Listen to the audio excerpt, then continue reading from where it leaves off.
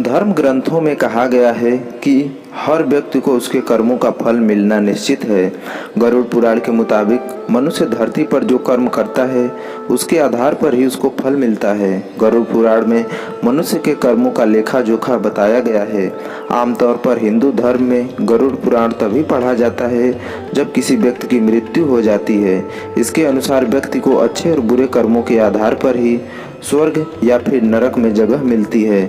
गरुड़ पुराण में यह भी जानकारी दी गई है कि मनुष्य के कर्म ही उसके अगले जन्म का निर्धारण करते हैं।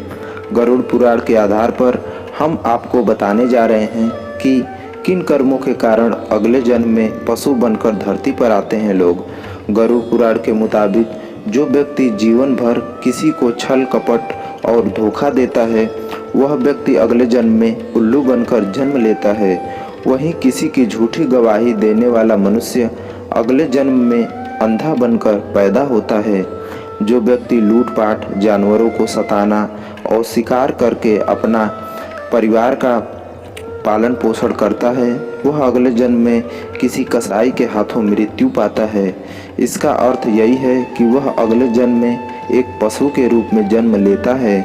गरुड़ पुराण में बताया गया है कि जो व्यक्ति अपने माता पिता और भाई बहन को प्रताड़ित करता है उसे जन्म तो मिलता है लेकिन उसकी मृत्यु गर्भ में ही हो जाती है, वह धरती पर नहीं आता।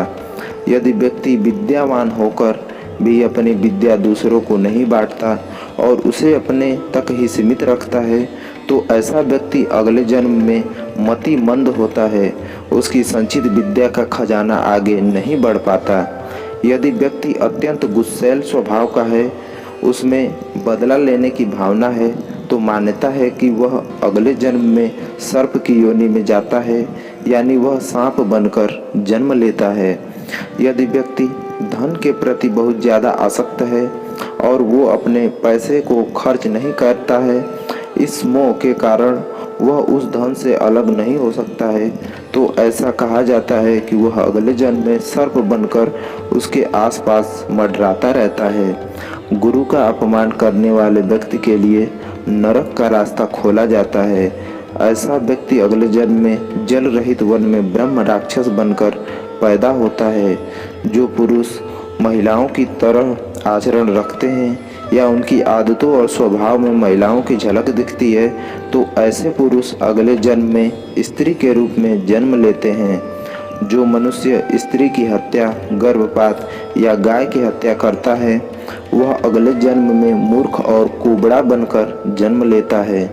गरुड़ पुराण के मुताबिक जो लोग महिलाओं का शोषण करते हैं वे अगले जन्म में भयानक रोग से पीड़ित होते हैं। इसके अलावा अप्राकृतिक रूप से संबंध बनाने वाले लोग अगले जन्म में नपुंसक बनते हैं। गरुड़ पुराण के मुताबिक जो व्यक्ति मृत्यु के समय भगवान का नाम लेता है तो भगवान उस व्यक्ति के लिए मुक्ति का मार्ग खोल देते हैं।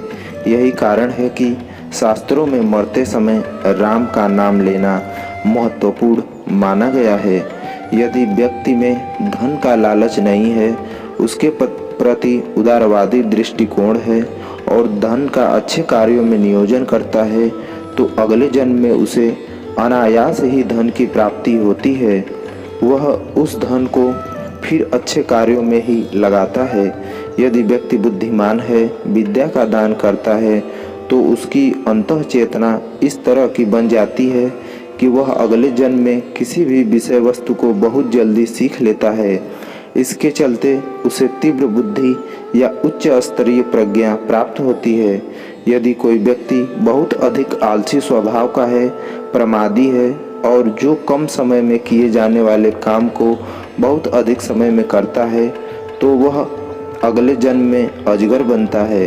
यदि कोई बहुत अधिक विषय वासना में डूबा रहने वाला है तो उसे काम की अधिकता के कारण अगले जन्म में मंद बुद्धिता प्राप्त होती है और वह अपनी समस्त ऊर्जा का सही उपयोग नहीं कर पाता है।